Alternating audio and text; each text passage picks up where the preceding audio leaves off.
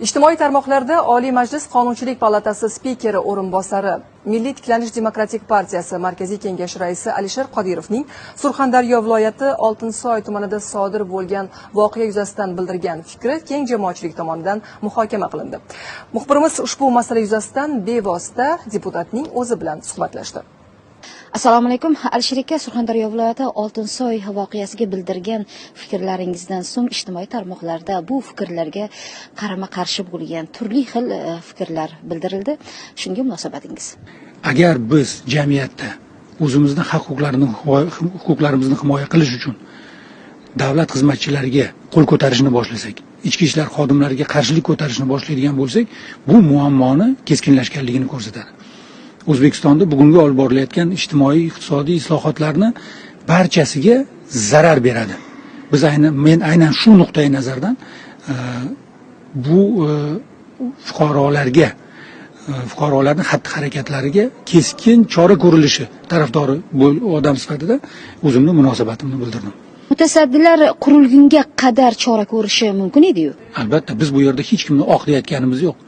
Albatta bu yerda voqeani shu darajaga yetib kelgungacha bo'lgan davrda mansabini suiiste'mol qilgan yoki vazifasiga sovuqqonlik bilan qaragan rahbarlar va o'z vazifasiga sovuqqonlik bilan qaragan xizmatchilar bor. Buni hech kim e'tiroz etayotgani yo'q. Nega bu haqida munosabat bildirmadingiz? Albatta munosabat bu haqida ham bildirildi. Haqlik birovni kaltaklash huquqini bermaydi. Sizni uyingizni kimdir buzish uchun kelayotgan bo'lsa yoki siz noqonuniy yerni o'zlashtirib olganligingizni talab qilayotgan bo'lsa, albatta marhamat hujjatlar bilan ushbu masalani muhokama uchun ochish kerak. Va buni belgilangan tartiblari bor. Albatta buning uchun kimnidir kaltaklash yoki davlat xizmatchilariga tosh otish shart emas. Postda qoldirilgan fikrlarga ko'ra siz go'yoki parlamentga saylanmagansiz, balki tayinlangansiz. Qanday munosabat bildirasiz bunga? O'quvchilardan biri savol berdi. Sizni men saylamaganman deganga o'xshagan va bu albatta tabiiy jarayon. Men javob berdim. Siz meni saylashingiz albatta mumkin emas, chunki men Namangan viloyatidan saylangan deputat emasman. Namangan viloyatida siz saylagan Namangan viloyatini deputati bilan muloqot qilishingiz mumkin degan fikrni aytdim. Aynan shu nuqtai nazardan berilgan javobni ayrim bloger do'stlarimiz, albatta ular uchun shov-shuv kerak bu joyda, ular saylanmaganlikda olib buni boshqa voqeaga aylantirishdi. Agar salgina sabrlari chidab undan keyingi postni ham o'qishganda edi, men u yerda aytganman.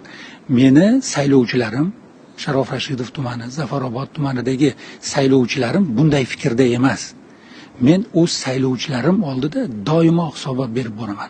Ijtimoiy tarmoqlarda bildirilgan fikrlardan qaysi biri sizni dilingizda og'ritdi yoki qaysi biri sizni ruhlantirdi? Odamlarimizni birorta gapi meni dilimni og'ritgani yo'q. Haqorat albatta madaniyatsizlik, lekin odamlarimiz his-tuyg'u bilan ushbu masalaga yondashayotgani ham bir nuqtada bu masalani qanchalar keskinligini bildiradi. Biz bugun bir-birimizdan xafa bo'lishga vaqtimiz yo'q. Biz bugun muammolarni tezroq o'rganishimiz va ularning yechimlari ustida ishlashimiz kerak.